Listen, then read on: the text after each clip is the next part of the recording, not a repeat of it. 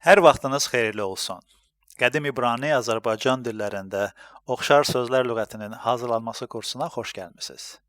Biz bugün 10-cu dərsdəyik və mövzumuz çox maraqlı sözlərə həsr olunacaq.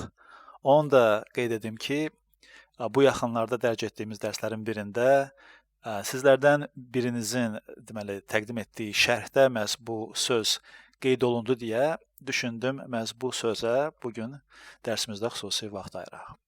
Qədim İbrani dilində oləm sözü, bizim lüğətimizdə onun Azərbaycan dilində səslənməsinə görə oxşarlığını əks etdirən sözümüz aləm sözüdür. Yəqin aləm sözü sizə çox tanışdır, danışığınızda istifadə edirsiniz. Bəzən insanlara dair deyirlər ki, bu aləm oğlandır və ya bu aləm kişidir. Yəni, aləm sözü əslində dünya, kainatı bildirən sözdür Azərbaycan dilində. Amma burada oləm sözünə, gəlin əvvəl oləm sözünə baxaq. Qədim İbrani dilində onun quruluşu, deməli, 4 samitimiz var. Birincisi ayin, bu səssiz samitdir. Yəni, biz tələffüzdə onu eşitmirik, amma qrammatikada xüsusi yerini tutur. İkinci samitimiz vav samitidir. Yadınızdadırsa, biz bu samit barədə kadosh, qüds sözlərini araşdırdıqda qeyd etmişdik və gəlin bir daha o səhifəyə baxaq. Necə ki, vav samiti vasitəsilə İbrani dilinin qrammatikasında o səsi və ya o saiti və bizim bu sözümüzdə məhz o səsini yaradan variant istifadə olunub vav samitində. Daha sonra u səsi və ya u saiti istifadə oluna bilər. Nə vaxt ki, daqeş nöqtə deməli sol tərəfdən mərkəzdə yerləşdirilir. Ya da birbaşa v deməli samiti olaraq və v səsini verən, yəni nöqtəsiz, daqeşsiz olan vav deməli hərfi yazılanda istifadə olunur. Oləm sözümüzdə bu ikinci samitimiz idi. Üçüncü samitimiz lamed samitidir və aşağısında onun deməli tevari işarəsini görürük. Bu barədə biz bir qədər danışacağıq. Və dördüncü, axırıncı samitimiz də memdir. Birlikdə bunlar bizə oləm səslənməsini təqdim edir. Qədim İbrani dilində oləm sözü və Azərbaycan dilindəki səslənməsinə görə oxşar olan aləm sözü lüğətimizdə ikinci kateqoriyalı sözlərə aid edilir. Çünki yenə də səslənməsinə görə oxşar olsa da mənası olduqca fərqlidir. Müəyyən kontekstlərdə yalnız oləm sözü aləm mənasında nəzərdə tutula bilər. Oləm sözünün birbaşa tərcüməsi və ya Azərbaycan dilində mənası zamanla bağlıdır. Yəni əbədi və ya əbədiyyət, qədim, əsrlər boyunca və ya sonsuzluq, bəzi mənalarda boşluq kimi istifadə oluna bilər və çox nadir hallarda kainat kimi nəzərdə tutula bilər. Strong lüğətində oləm sözü 5769 rəqəmi altında gedir və əhd-i ətiqdə 440 dəfə istifadə olunub. Yəni, qədim əlyazmalarda, müqəddəs kitabda çox məşhur olan, çox vaxt istifadə olunan bir sözdür. İndi isə söz verdiyim kimi gəlin lamed samitinə yaxından baxaq. Xüsusilə də onun aşağı hissəsindəki işarəyə fikir verək. Mən ona tevari işarə dedim. Qrammatikada İbrani dilində ona qamat deyilir. Qamat sözünün mənası uzunluq və ya genişlik deməkdir.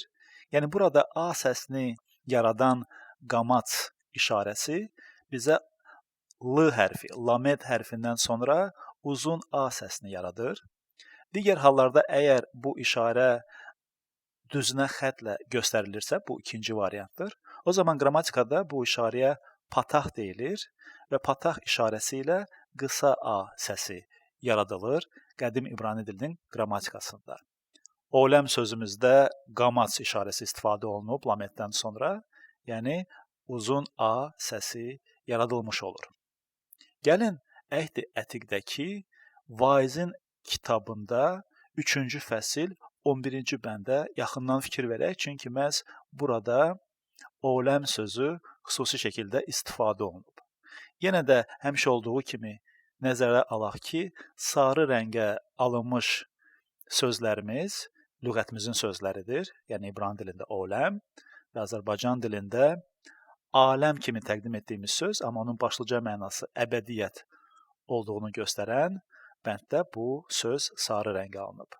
Əvvəl İbrani dilində bu bəndin səslənməsinə qulaq asaq. את הכל עשה יפה ועיתו, גם את העולם נתן בליבם, מבלי אשר לא ימצא האדם את המעשה אשר עשה האלוהים מראש ועד סוף.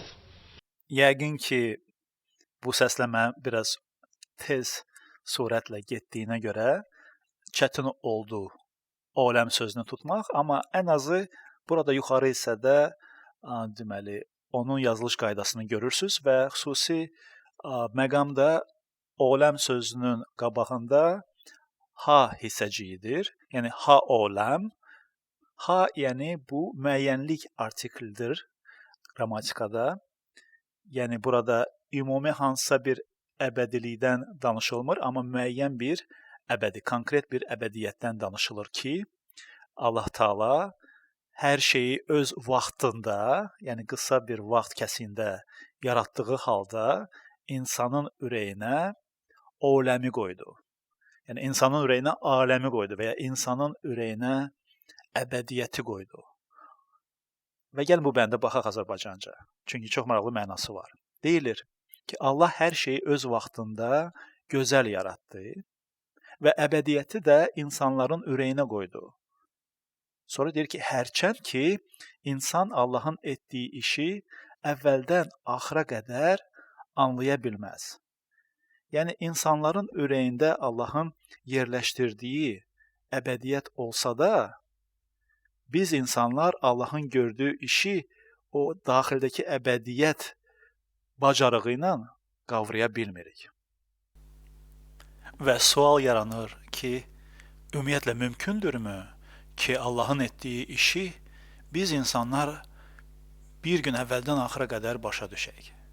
Və məhz oləmdir o suala cavab, çünki həmin o əbədiyyəti, əbədiyyət sahibi tutanda, yəni ürəyimizdə Allah Taala öz xüsusi yerini tutanda, onun işləri bizim üçün aydın olur.